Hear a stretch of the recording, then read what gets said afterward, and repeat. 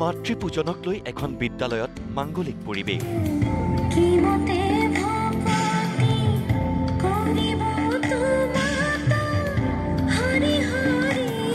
সন্তানে ধুৱালে মাতৃৰ দুভৰি।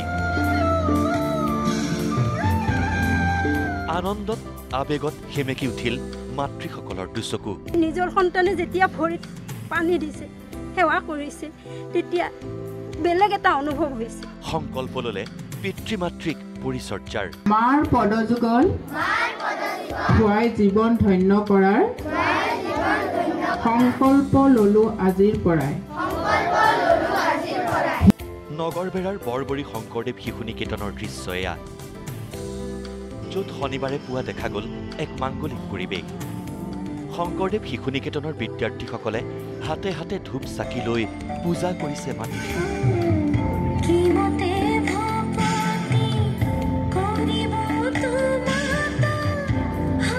জলেৰে ধুৱাইছে মাতৃৰ দুভৰি। মাতৃসকলেও মূৰত হাত ধুই সন্তানক দিছে আশীৰ্বাদ। বিদ্যালয় কৰ্তৃপক্ষই আয়োজন কৰা মাতৃপূজনত সৃষ্টি হ'ল আবেগিক পৰিৱেশৰ।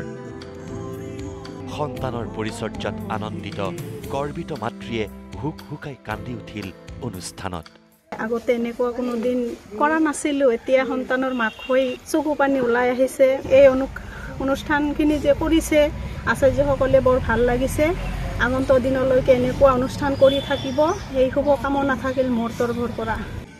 মাতৃপূজাৰ পিছত বিদ্যালয়ৰ বিদ্যাৰ্থীসকলে সংকল্প ল'লে পিতৃ মাতৃক পৰিচৰ্যাৰ। ক'লে পিতৃ মাতৃয়েই আমাৰ বাবে তীৰ্থস্থান। মা আমাৰ চিৰপূজ্য, চিৰ আৰাধ্যা, মাৰ পদযুগল খুৱাই জীৱন ধন্য কৰাৰ সংকল্প ললো আজিৰ পৰাই। বহুত ভাল লাগিছে, আজিলৈকে এনেকুৱা অনুষ্ঠান দেখা নাছিলোঁ মই। আৰু আমি যে যাওঁ জগন্নাথ কিবা সেইবিলাকত যাব নালাগে, তীৰ্থস্থান মাহেৰি মা আৰু দেউতাই। বিদ্যালয়ৰ প্ৰধান আচাৰ্যৰ মন্তব্য, পিতৃ মাতৃক যাতে সন্তানে দেৱতুল্য জ্ঞান কৰে তেনে প্ৰজন্ম সৃষ্টি কৰাই আমাৰ লক্ষ্য। আজিৰ প্ৰজন্মই মা দেউতাকক চিনি নাপায়, বৃদ্ধাশ্ৰমত থৈ দিয়ে। আৰু আমি শংকৰদেৱ শিশু নিকেতনে আমি এনেকুৱা ধৰণৰ প্ৰজন্ম সৃষ্টি কৰি ভাৰতত যেন পুনৰ পৰম্পৰা ঘূৰি আহে, মা দেউতাক স্বৰ্গতকৈও শ্ৰেষ্ঠ জ্ঞান কৰে। যিহেতুকে আমাৰ পৰম্পৰা মতে মা দেউতাৰ দেৱতুল্য, সকলোৰে এখন নিকা সমাজ গঢ়িবলৈ আমি আগবাঢ়ি আহিছোঁ।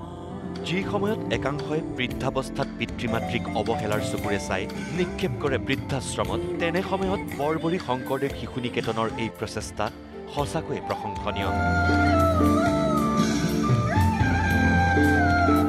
নগৰবেৰাৰ পৰা সঞ্জীৱ কুমাৰ দাস, নিউজ লাইভ।